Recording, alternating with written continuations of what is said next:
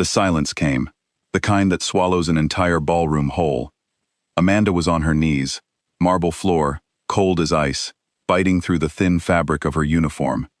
Around her, 300 of Seoul's most powerful people watched. CEOs, prosecutors, politicians, and men whose smiles never quite reached their eyes. Cameras were already out, phones angled. Someone was filming this. Someone always was. "You will apologize," the matriarch said, her voice carrying easily over the string quartet that had gone quiet. "Now, on your knees, where you belong." Spread across the floor in front of Amanda were the contents of her bag, her passport, a photo of her little brother in a hospital bed, and a diamond bracelet she had never seen before in her life. "I didn't take anything," Amanda said. Her voice didn't shake. Not yet. "A thief who lies," one of the daughters sneered. How predictable. Security stepped closer. A pen and a confession letter were placed on the floor in front of her, like an offering to a god she'd never asked to serve. "Sign it," the matriarch said.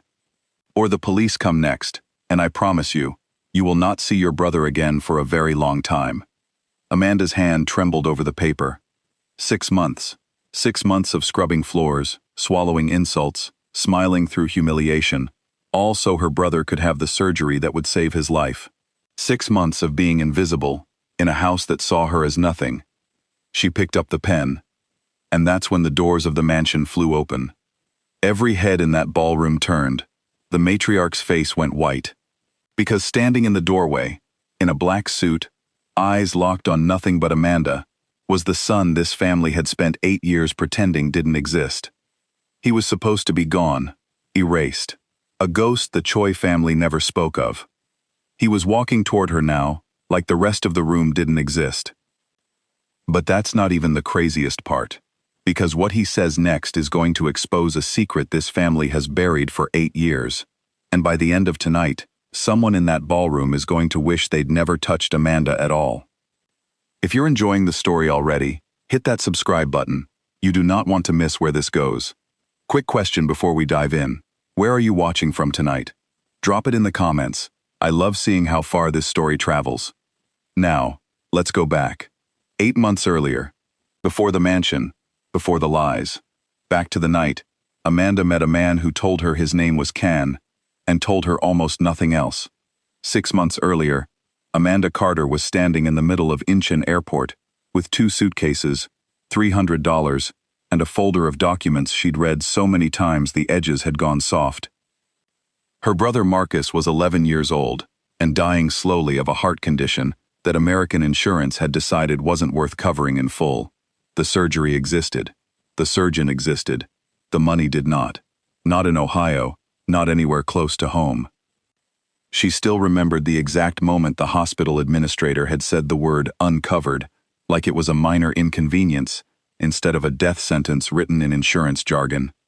She remembered her mother's hands shaking as she read the estimate. She remembered Marcus, 11 and too smart for his own good, asking her quietly in the hallway, "Am I going to die, Amanda?" And the way she'd lied to his face without hesitating, because that's what big sisters do. A nursing agency recruiter she'd found online swore Seoul paid triple what domestic work paid back home. Housekeeping for wealthy families, room, board, and a wage that, if she saved every one, could get Marcus into surgery within a year. She didn't know a word of Korean beyond hello and thank you. She didn't know anyone in this country. She only knew her brother's face, gray against a hospital pillow, and the sound of her mother crying in the next room when she thought no one could hear. So Amanda got on the plane. The job hunt was brutal. Agencies looked at her like she was a liability. Families wanted references she didn't have, language skills she hadn't mastered, a smile that didn't look quite so tired. One agency interview stood out more than the others, if only because of how it ended. A well-dressed woman had looked over Amanda's paperwork, tapped her pen twice against the desk, and said, not unkindly, "You understand the families we place with expect a certain discretion, a certain invisibility, if I'm honest with you." Amanda had nodded, not fully understanding yet what that word would come to mean. "Discretion I can do," she'd said. The woman had smiled thinly and told her they'd be in touch. They never were. By the third week of rejections, Amanda had started keeping a tally in the back of her notebook. One line for every no, a small tired ritual that at least made the disappointment feel countable instead of endless. She was closing in on 30 when the coffee shop finally changed her luck. 2 months of temp work, translating menus at a diner, folding laundry at a hostel for tips, nearly emptied what little she'd brought with her. She slept some nights in a shared dormitory with 6 other women who spoke 4 different languages between them, all of them chasing the same impossible math. How much can I save? How fast? Before it's too late. Then, on a rainy Tuesday, a coffee shop changed everything. Not because of a job posting, because of a man reading a paperback in the corner, alone, no phone in sight, which in Seoul, she'd learned, made him practically a unicorn. She'd asked, timidly, if the seat across from him was free. Every other table was full. He'd looked up, said, in accented but careful English, "Of course, please." His name, he told her, was Khan. He said he was an architect. Building renovation mostly, old structures made new again. He had kind eyes and a way of listening that made Amanda feel, for the first time in months, like she wasn't invisible. They met again the following week, and the week after that. Coffee turned into long walks along the Han River, turned into quiet dinners at places that didn't ask questions, turned into something Amanda hadn't let herself want in a very long time: comfort. She told him about Marcus, about the surgery, about the fear that ate her alive at 3 a.m. some nights, the kind of fear that made her count ceiling tiles just to have something to focus on besides the math that never worked out. He told her almost nothing about himself. She noticed it, the way he changed subjects when she asked about his family, the way certain phone calls made his jaw tighten before he stepped outside to take them, the way, once, a car had idled outside the restaurant for their entire dinner, and he hadn't once looked directly at it, though she could tell he knew it was there. He always sat facing the door. He always paid in cash.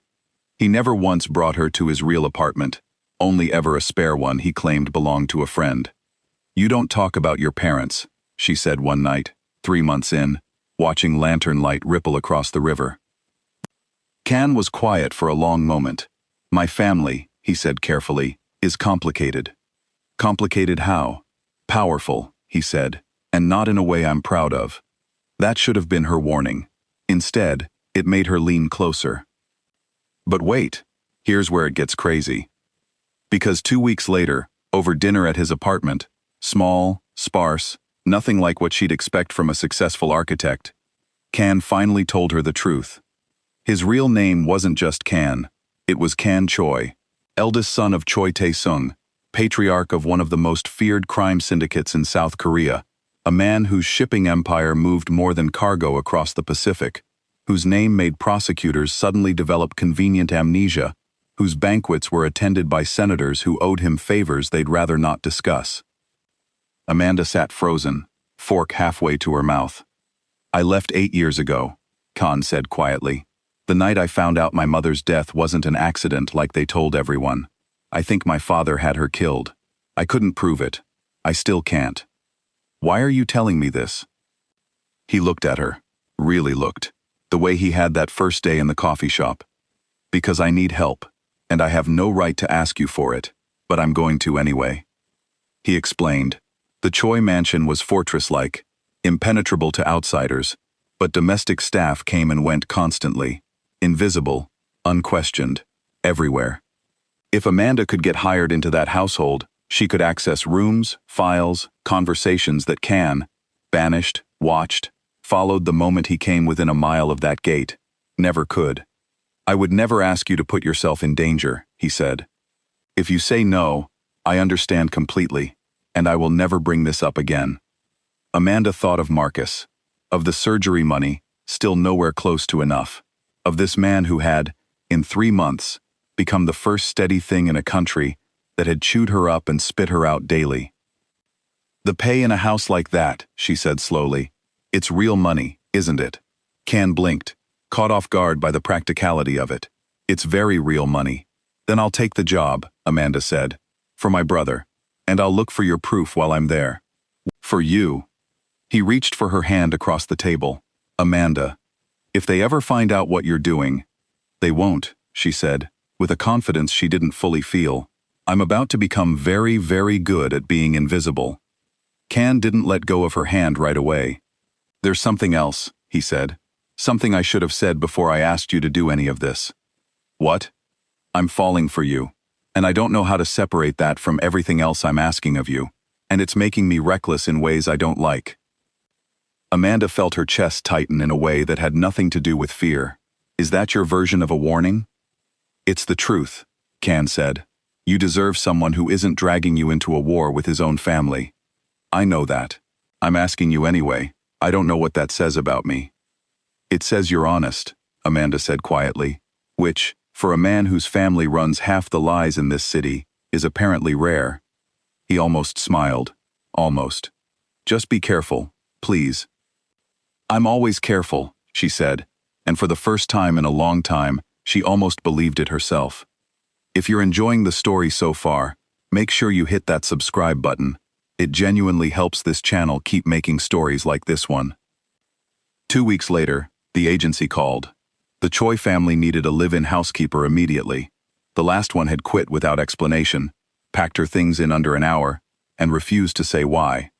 Amanda didn't think much of that detail at the time. She would understand it very, very soon.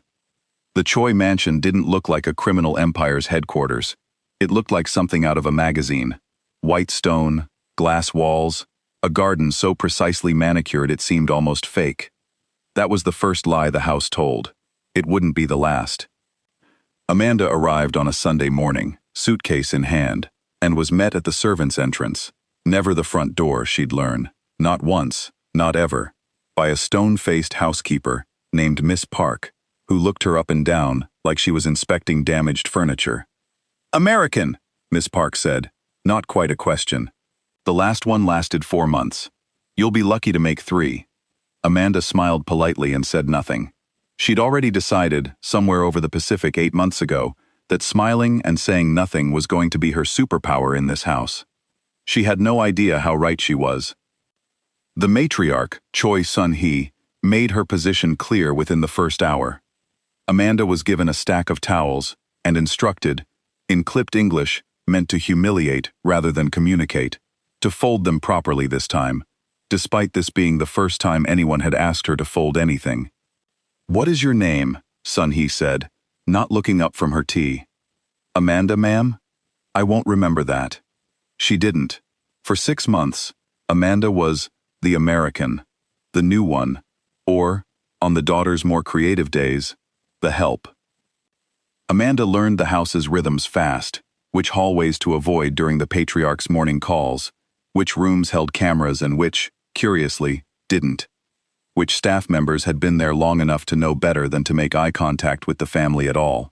She learned to walk close to walls. She learned to carry trays like a shield. She learned that in a house like this, silence wasn't submission, it was survival, and eventually, if she was patient enough, it would become a weapon. Here's where it gets crazy fast. The 2 Choi daughters, Ye-jin and Soo-min, treated the house like a stage, and Amanda like the punishment for being born poor.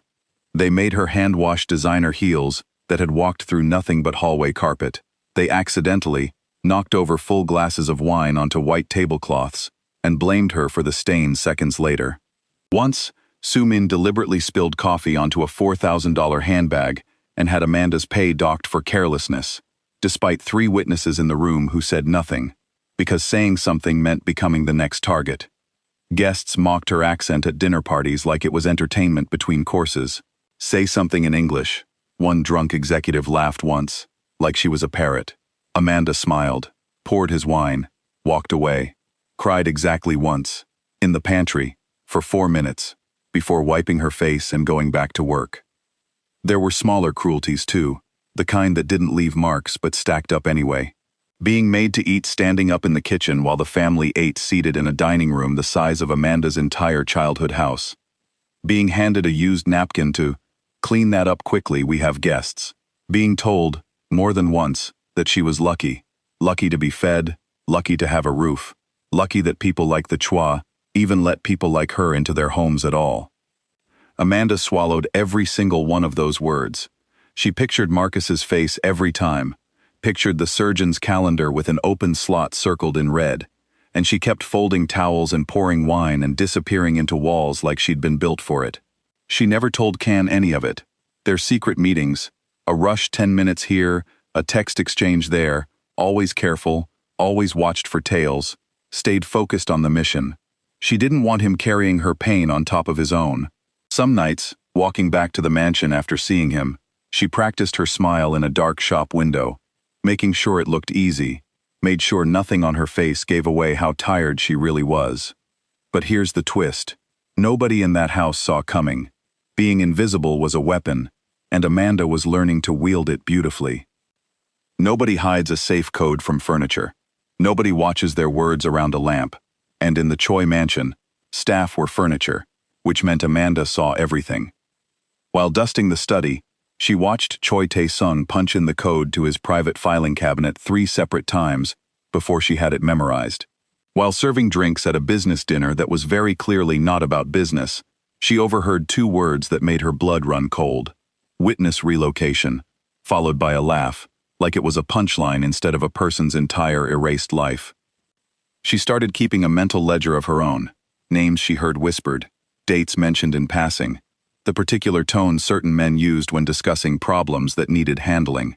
She learned that Choi Tae-sung had a specific way of clearing his throat before he said something he didn't want repeated, and she learned to be in the room, tray in hand, exactly when that throat clear happened.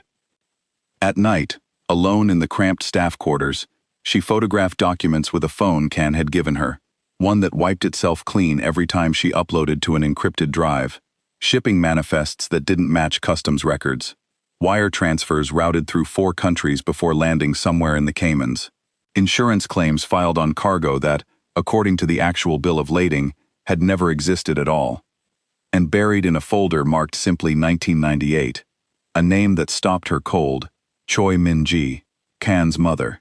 The official record said heart failure. What Amanda found said otherwise, a coroner's report that had been quietly replaced, a hospital administrator who'd received an unusually generous consulting fee the same month, and a handwritten note in Choi Tae-sung's own hand that simply read, "Handled. No further complications." Amanda's hands shook as she photographed it. This wasn't just proof of a lie, this was proof of murder. She sat on the floor of her tiny room for a long time afterward, phone clutched to her chest, thinking about Can as a little boy losing his mother and never being allowed to know why. She almost didn't make it out of that study in time.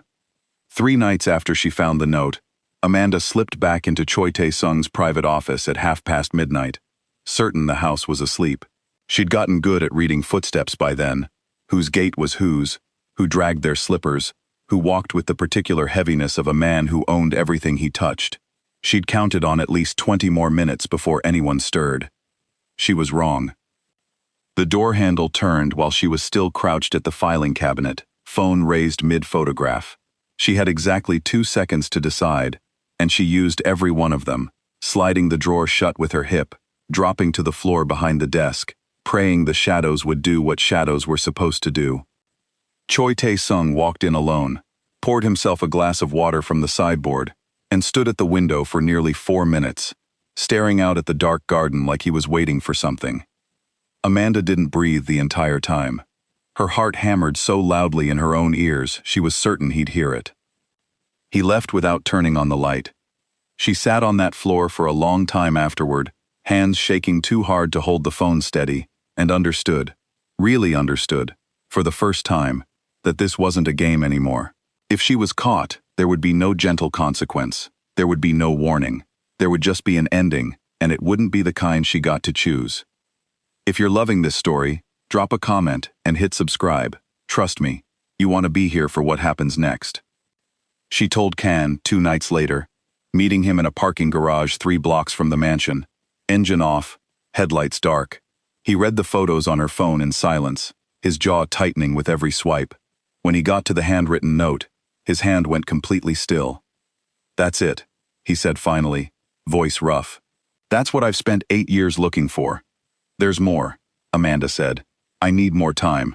The financial records are scattered across 3 different rooms, and I haven't cracked the safe in his private office yet. Amanda. Can turned to face her fully. You've already given me more than I had any right to ask for, if it's getting too dangerous. It's not, she lied. It was. Because 2 days later, Choi Tae-sung sat his entire household staff down in the main hall and delivered a speech that made every hair on Amanda's arms stand up. Someone in this house, he said, voice calm in the way that made everyone else's blood freeze, has been sharing confidential information. I don't know who yet, but I will find out. And when I do... He didn't finish the sentence. He didn't need to. He simply let his eyes move slowly across every face in that room, lingering half a second too long on each one, letting the silence do the threatening for him. Security cameras doubled within the week. Staff bags were searched at the end of every shift. Phones were confiscated at the gate each morning and returned each evening, all except Amanda's burner, which she'd taken to hiding inside a hollowed-out bar of soap, a trick she'd read about once and never imagined she'd actually need. Trust in the house evaporated overnight. Staff who used to whisper gossip in the kitchen now avoided eye contact entirely. Everyone was a suspect. Everyone was afraid. One of the younger maids, a girl barely 20, who'd done nothing wrong at all, was let go without explanation that same week. A warning shot. Everyone understood, even if no one said it out loud. The strangest part was how normal it all began to feel. Amanda caught herself some mornings, forgetting for a full minute that she was living a double life, that the woman folding towels in the East Wing was also the woman quietly assembling a case against the family paying her wages. She started dreaming in two versions of herself, the invisible maid and the girl who used to argue with Marcus over the last slice of pizza back home. Some nights she wasn't sure which version was real anymore. She kept a single photo of Marcus tucked inside her shoe, worn soft at the edges from being touched so often. On the worst days, the days Soo Min's cruelty felt personal instead of performative, the days Sun Hee's silence felt like a countdown, she'd excuse herself to the pantry, press her thumb against that photo through the fabric, and remind herself why she was still standing in that house at all. And Amanda, the invisible American, the help, the one whose name the matriarch still refused to learn, was the most dangerous person in that entire mansion. She just didn't know yet how close she was to being caught. If you're enjoying the story, hit that subscribe button. We're just getting to the part where everything falls apart. The necklace was a mistake, a small one, the kind of mistake that changes everything. Amanda had found it tucked inside a box in the back of her closet, left behind by whoever had occupied the staff quarters before her, the housekeeper who'd quit in under an hour and never explained why. It was simple, elegant, a single teardrop pearl on a delicate gold chain. Nothing flashy, nothing that screamed stolen or suspicious.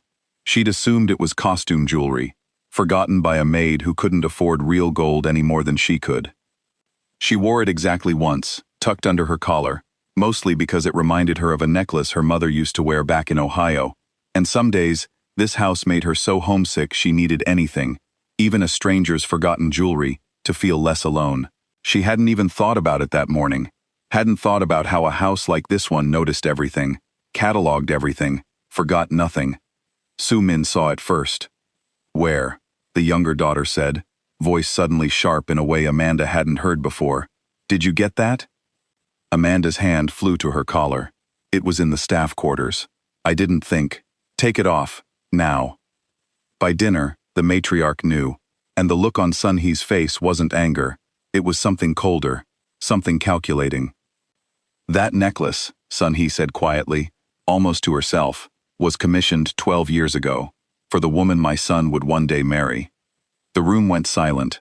Amanda felt every eye turn toward her, and for one terrifying second, she thought the entire secret was about to unravel, right there over the dinner table. Her mind raced through every possible explanation, every version of the truth that wasn't the whole truth. But Sun Hee's gaze wasn't recognition, it was suspicion, the dangerous kind, the kind that starts connecting dots that shouldn't be connectable. Strange, the matriarch said slowly, that the maid who arrived 8 months ago happens to find, in a house with hundreds of rooms, the one piece of jewelry meant for my son's future wife. Amanda kept her face perfectly still, the way she'd trained herself to over 6 months of humiliation. I found it in a drawer, ma'am. I didn't know what it was. Sun Hee said nothing else that night, but from that moment forward, Amanda felt her eyes on her constantly, during meals, in hallways, across the length of the garden, watching, waiting. It was a different kind of scrutiny than before, less about cruelty and more about calculation, and somehow, that felt far more dangerous.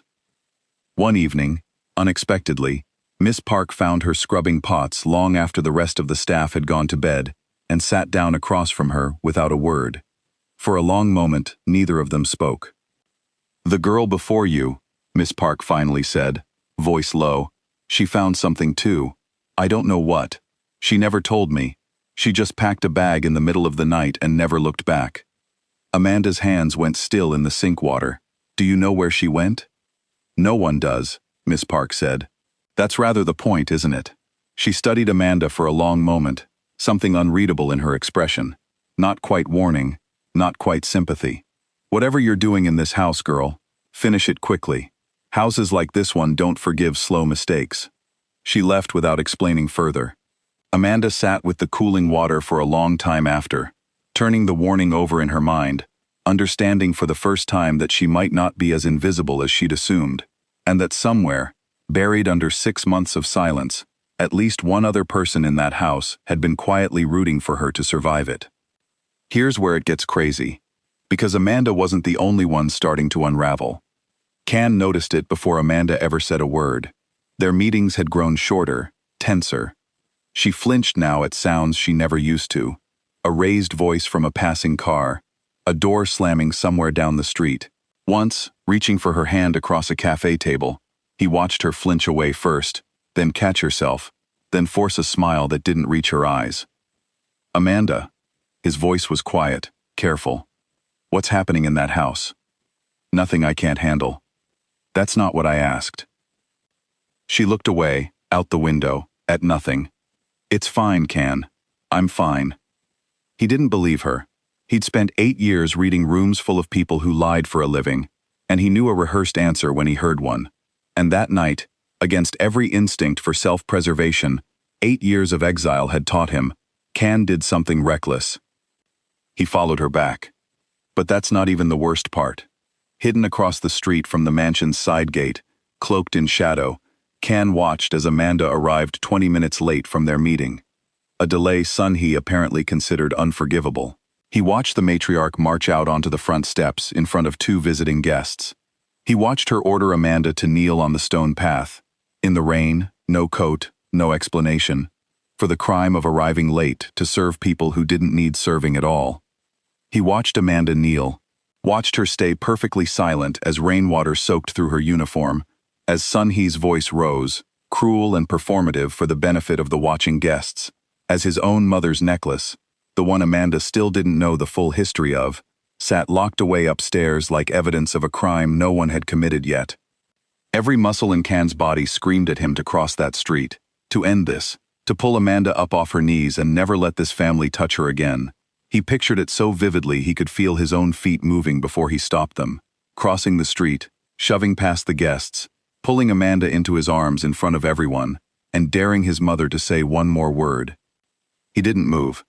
If he revealed himself now, after 8 years of careful, patient work, everything collapsed. The evidence, the plan, the last shot at justice for his mother. He would be trading 8 years of preparation for one moment of protective anger, and Amanda herself had told him, more than once, that she could handle this. He hated himself for believing her. He hated himself more for staying hidden. He went home that night and didn't sleep at all. He sat at his kitchen table until sunrise, staring at a folder of evidence that suddenly felt like it weighed nothing at all compared to the image of Amanda kneeling in the rain. If you're feeling this story in your chest right now, that's exactly where I want you. Hit that subscribe button, because this is about to get so much worse before it gets better. 3 days later, the invitation arrived. Thick cream cardstock, gold lettering, delivered by courier to every corner of Seoul's elite. The Choi family was hosting an engagement banquet. Officially, it was to announce Khan's arranged marriage to the daughter of the Kwon shipping dynasty, a match that would consolidate 2 criminal empires into one. Khan hadn't agreed to any engagement. He hadn't even been consulted. It's a trap, he told Amanda, voice tight with fury, the moment he saw the invitation. My father knows I've been circling closer. This is bait. He's forcing me to either show up and play along, or stay away, and lose any chance of finishing what we started. Then we finish it now, Amanda said. Before the banquet. I still haven't cracked the safe in his private office, but I'm close. Give me 3 more days. Can grabbed her hands, urgency breaking through the careful control he'd maintained for 8 years. Amanda, I need you to hear me. If something feels wrong in that house, anything, you walk out. You don't finish the mission, you don't grab one more file, you leave. Do you understand me? I understand, Amanda said. She was lying again. They both knew it. Neither said so out loud. But here's the plot twist neither of them saw coming. While Amanda was preparing to break into a locked office for one final piece of evidence, Sun-hee was 3 floors above, in her own private study, holding a photograph that had just arrived from a private investigator she'd quietly hired the moment that necklace appeared around a stranger's neck. The investigator's report ran 11 pages, methodical and thorough in the way only expensive discretion could be.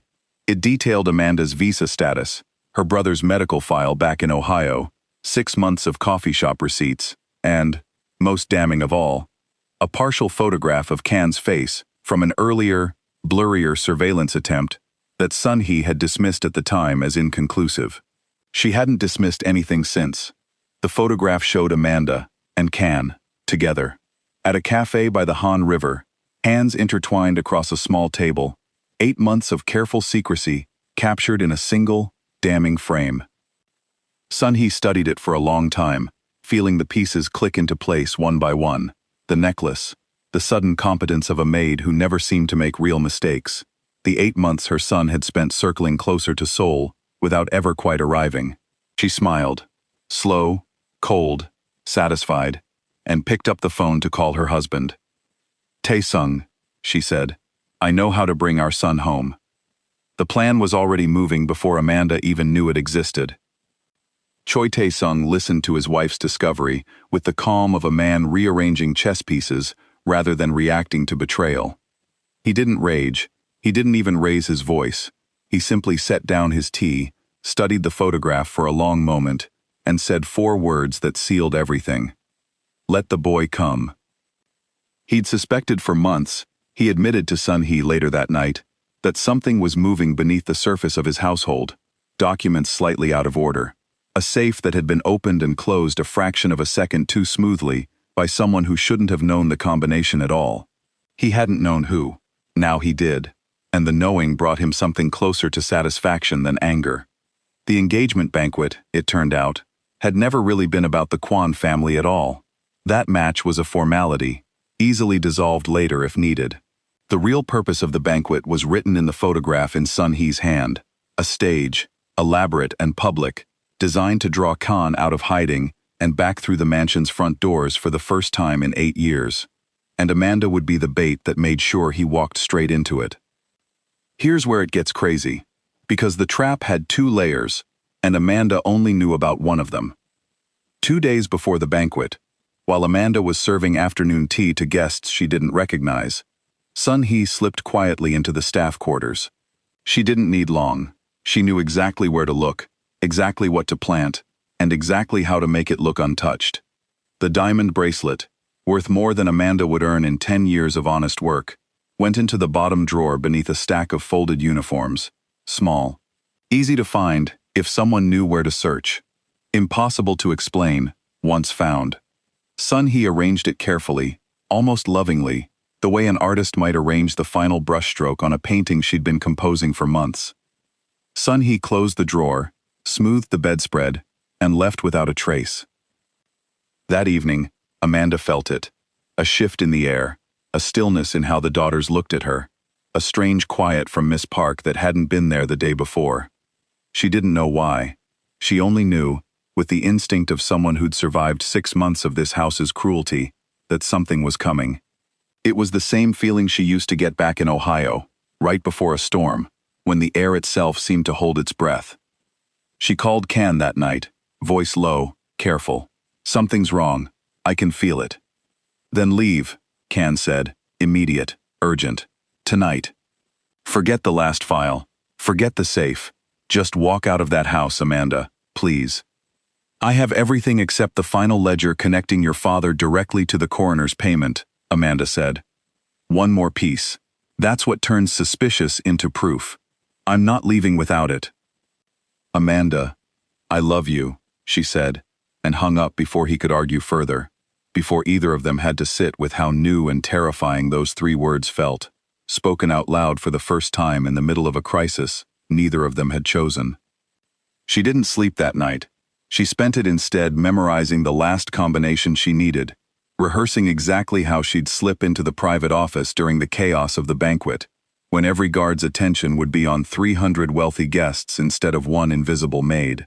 She rehearsed the route in her head a dozen times, which hallway had the blind spot in its camera coverage, which door stuck slightly if you didn't lift the handle just right, how long she'd have before anyone noticed she was gone. She had no idea the banquet itself was the trap. She had no idea the bracelet was already sitting in her drawer, waiting to be discovered at the worst possible moment. If you're on the edge of your seat right now, that's exactly where this story wants you. Hit subscribe, because we're about 30 minutes from the moment everything explodes. The night of the banquet arrived dressed in gold and candlelight. The Choi mansion transformed into something out of a fever dream. String quartets in the garden, ice sculptures melting slowly under chandelier light, 300 of Seoul's most powerful and most dangerous people arriving in cars worth more than most people's homes. Waiters moved through the crowd with trays of champagne that cost more per bottle than Amanda's monthly wage. Somewhere in the middle of all that gold and noise, Amanda felt smaller than she'd ever felt in her life. She'd overheard enough in 6 months to know most of these guests by reputation if not by name. A senator who'd quietly buried an environmental violation 2 years back. A judge whose rulings always seemed to favor whichever side paid the higher retainer. A socialite whose husband's shipping company had lost 3 cargo containers that were never actually lost at all. Tonight they were laughing, clinking glasses, entirely unaware that the maid pouring their champagne could recite half their secrets from memory. Amanda worked the event in her uniform, invisible as always, weaving between conversations that meant nothing and conversations that meant everything. She watched for her window, watched Choi Tae-sung disappear into a side hallway with 2 men in dark suits, watched Sun Hee's eyes track her across the ballroom with an intensity that made the hair on her arms rise. She didn't know Khan had arrived yet. He was sitting in a car 2 blocks away at that exact moment, hands gripping the steering wheel, rehearsing what he'd say if, when, he finally walked through those doors again. 8 years of exile compressed into one long breath he couldn't quite release. She didn't know that security had already been quietly instructed to check the staff quarters the moment the engagement announcement began. She slipped away from the ballroom at 9:47 p.m., certain she had at least 20 minutes before anyone noticed her absence. She was wrong by 19 minutes and 50 seconds. But here's the twist that changes everything. At 9:48, Soo-min, bored, restless, looking for any excuse to torment the maid one more time before the engagement announcement stole all the attention, wandered toward the staff quarters to check if the American had actually ironed the tablecloths properly. She found the bracelet within 90 seconds. She didn't even have to search. It was sitting exactly where her mother had left it, glittering under the bare light bulb like it had been waiting for her. Soo-min's scream of triumph echoed down the hallway. By 9:52, security had Amanda by both arms, dragging her back toward the ballroom, her protests dissolving uselessly into the noise of the party. By 9:54, the string quartet had stopped playing. By 9:55, Amanda was on her knees in the middle of the dance floor, her belongings dumped across the marble, passport, brother's photo, and a diamond bracelet she had never once touched, while 300 guests watched in fascinated, hungry silence. "You will apologize," Sun Hee said, her voice carrying easily now that the music had died. "Now, on your knees, where you belong." A confession letter appeared. A pen was placed in front of her. Amanda's hands trembled. She thought of Marcus. She thought of Khan, somewhere out there, unaware that everything was collapsing in real time. She thought of 6 months of humiliation that had led, somehow, to exactly this. Kneeling on cold marble in front of the family that had never once bothered to learn her name. She thought, absurdly, of the necklace, still sitting in an evidence bag somewhere, the one small mistake that had unraveled 8 months of careful invisibility in the space of a single dinner. She picked up the pen, and that's exactly where we started this story. If you've made it this far, drop a comment and hit that subscribe button, because in the next batch, those doors are finally about to open. The doors of the mansion flew open. Every head turned. The string quartet, silent since Amanda hit the floor, didn't dare move a single bow. And there, framed in the doorway, stood the son this family had spent 8 years pretending didn't exist. Sun Hee's face went white. Choi Tae-sung, seated at the head of the room, like a king watching his favorite play unfold exactly on script, simply smiled and reached for his champagne. Kan didn't look at his mother. He didn't look at his father. He walked straight across that ballroom like the 300 guests around him were nothing but furniture. His eyes locked on the woman kneeling on the marble with a pen trembling in her hand. Every step felt like the 8 years of exile compressing into a single, unbearable countdown. Here's where it gets crazy, because what happens in the next 60 seconds rewrites everything this family thought they controlled. Kan knelt beside Amanda, right there on the cold floor, in front of prosecutors and politicians and men who'd built empires on other people's silence. He gently pried the pen from her fingers, took the confession letter, tore it cleanly in half. "Kan," Amanda started, voice barely a whisper. "I'm here," he said, only for her. "I should have been here months ago." He helped her to her feet, slowly, carefully, like she was something precious instead of something this family had spent 6 months treating like trash. Then he reached into his jacket and pulled out a small velvet box. Gasps rippled through the crowd. Sun Hee took an involuntary step backward. Sumin's mouth fell open. Kan opened the box. A diamond ring caught the chandelier light and threw it across the stunned faces of Seoul's elite. "This woman," he said, turning slowly, voice carrying to every corner of that silent ballroom, "is not your servant." He looked directly at his mother. "She is my fiancée." The silence that followed wasn't just shock. It was the specific, suffocating silence of hundreds of powerful people simultaneously realizing they had spent an entire evening, and in some cases, an entire 6 months, humiliating the woman about to join one of the most feared families in the country. Somewhere near the back, a prosecutor who'd once made a comment about Amanda's accent quietly set down his glass and looked at the floor. But that's not even the part that broke the room wide open. Because Kan wasn't finished. He reached into his jacket a second time and pulled out a small black flash drive, holding it up like evidence in a courtroom none of these people had ever expected to stand in. "This drive," he said, "contains 8 years of financial records, wire transfers, falsified coroner's reports, a written confession, in my father's own handwriting, admitting he had my mother killed and paid to cover it up." Choi Tae-sung's smile finally faltered. "Every prosecutor in this room," Kan continued, "every journalist whose invitation my mother so generously extended tonight, you're all about to receive a copy." The room erupted into whispers, chairs scraping, someone near the back already reaching for their phone, another guest quietly edging toward a door that, though no one knew it yet, would not open. If you're not already subscribed, now's the moment, because what happens next is the twist that's going to make you scream at your screen. That's when Amanda, still shaking, still standing in a uniform soaked with the residue of 6 months of cruelty, spoke for the first time since she'd been dragged onto that dance floor. "There are copies," she said quietly. 6 of them, in 6 different places. None of them are in this house. For a moment, Choi Tae-sung said nothing at all. Then, slowly, deliberately, he began to clap. It wasn't panic, it wasn't fear, it was something far worse. Amusement. The particular, chilling amusement of a man who had never once, not for a single second of this entire evening, lost control of the situation. "Bravo," he said, setting down his champagne glass with a soft, precise click. "Truly, both of you, I'm impressed." Kan's jaw tightened. "This is over, father." "Is it?" Choi Tae-sung rose from his seat, buttoning his jacket with unhurried calm. "Did you really think I didn't know you were coming back?" The words landed like a dropped glass, shattering something in the air itself. Here's the plot twist. Nobody in that ballroom, not Khan, not Amanda, not a single one of the 300 guests, saw coming. The engagement to the Kwan girl, Tae-sung continued, walking slowly down from the raised platform where he'd watched the entire evening unfold, like a director admiring his own production. Never real. A formality to draw you home. The bracelet in her drawer. He glanced almost fondly at his wife. Your mother's idea, and a good one.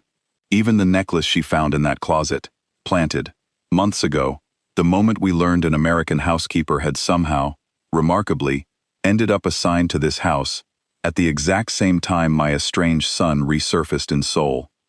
Amanda felt the floor tilt beneath her feet. Every small mercy she'd assumed was luck.